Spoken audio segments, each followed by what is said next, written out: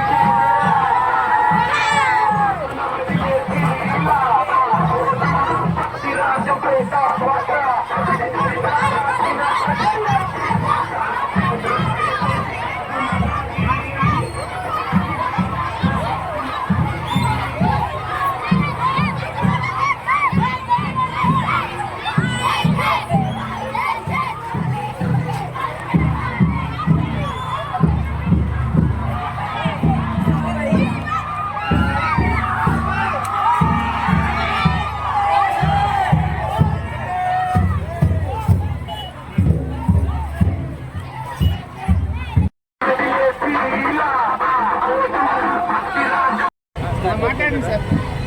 రాష్ట్ర ప్రభుత్వం జిల్లాల పునర్విభజన అంశంపై